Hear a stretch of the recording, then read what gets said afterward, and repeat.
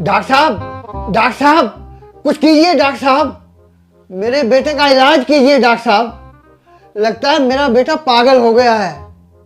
पागल हो गया है? लेकिन देखने में तो ये ठीक ठाक लग रहा है। देखने में ही लग रहा है, हरकतें सारी पागलों वाली हैं। पागलों वाली हरकतें? कब से ये बीमारी? बिल्कुल ठीक ठीक देर तो नहीं बता सकता, लेकिन नोटबंदी के बाद से हमें थोड़े लक्षण दिखने शुरू हो गए थे। लक्षण? किस तरीके के लक्षण? यही कि जब लोग एटीएम की लाइन में परेशान खड़े थे, रो रहे थे, कुछ लोगों की तो लाइन में मौत भी हो गई थी।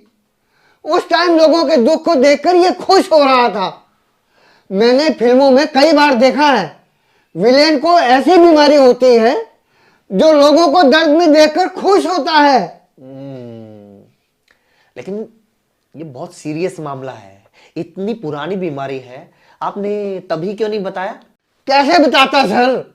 उस वक्त लोगों की लाइन देखकर मैं भी बहुत खुश था। करोड़ों लोग खुश थे, तो क्या करोड़ों लोग एक साथ बीमार हो गए थे? कुछ और लक्षण, कुछ और सिम्टम्स बताइए मुझे। यही कि पहले मैं न्यूज चैनल देखता था तो ये टीवी पर मूवी लगाने की जिद करता था, लेकिन अब उल्टा है, खुद ही पूरा दिन न्यूज चैनल लगाकर देखता रहता है। लेकिन ये तो अच्छी बात है ना अंकल जी, न्यूज तो देखनी चाहिए। बिल्कुल, सुन लो।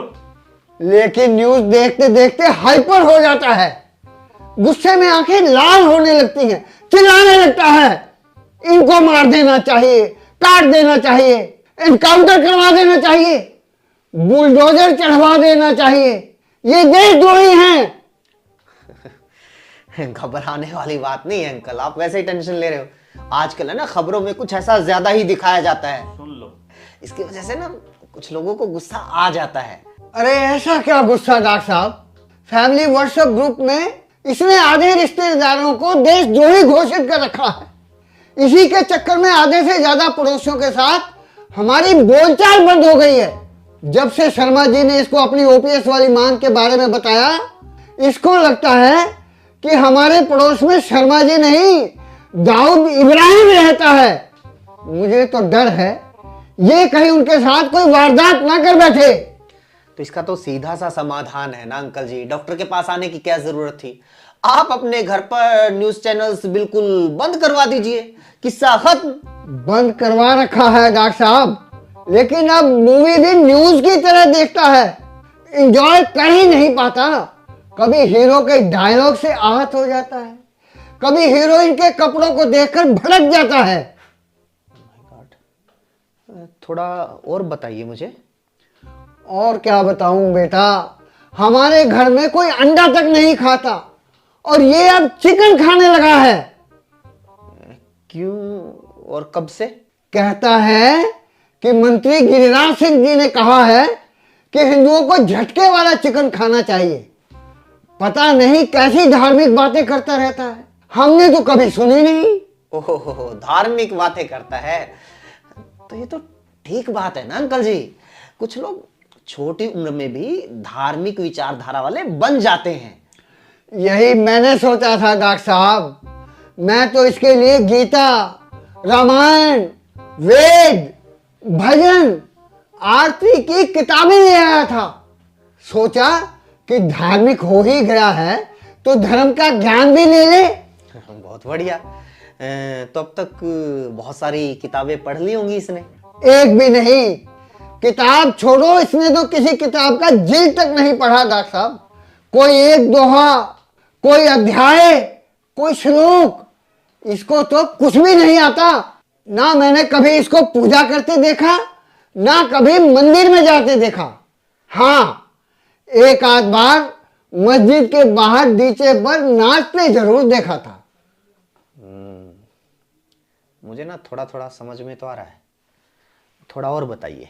यही कि बस कहता रहता है मेरा जीवन देश को समर्पित है, मुझे बस देश हित में ही सोचना है, देश के लिए कुछ करना है।